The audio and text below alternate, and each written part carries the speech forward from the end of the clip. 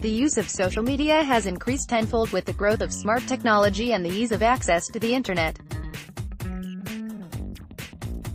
Without a doubt, Facebook, Snapchat, Instagram and Twitter have all made it easy for people to interact effortlessly and seamlessly without being restricted by regional borders. The sharing of ideas is more convenient now than it has ever been. But there is a twist in the plot. Studies show that social media is leading many people towards depression and loneliness.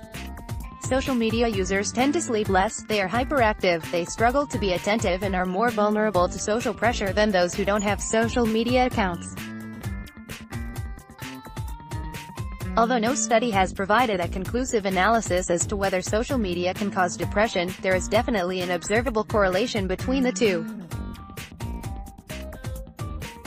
However, for people who struggle with depression and believe one cause could be the overuse of social media, there is live coaching available that can help them overcome this issue. 4 ways social media leads to depression. Increased feelings of social isolation. The more time you spend on the internet, and that includes social media, the more socially isolated you become. Offline social networks that involve activities such as community work, playing together, interacting in church and telling tales around a campfire, among others, encourage people to be closer together and share their common problems. Social media isn't anything like that.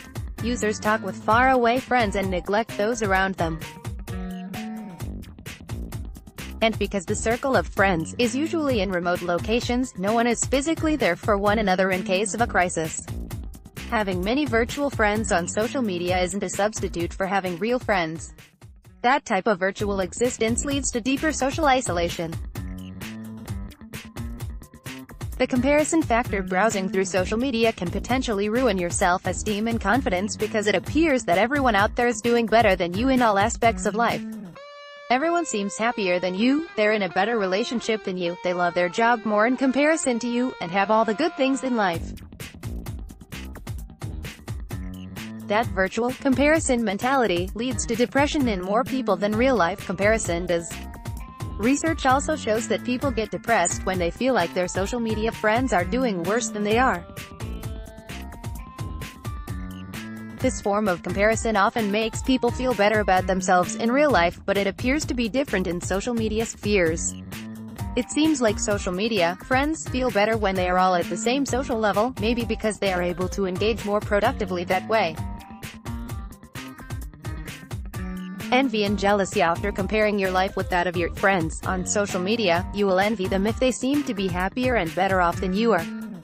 If that envy is not controlled quickly enough, it often grows into jealousy. This is a very unhealthy situation, as you can easily become a hater.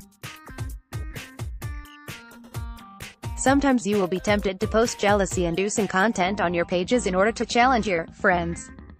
And if a friend gets equally jealous, chances are, he or she will post a photo or a story that will induce jealousy in you.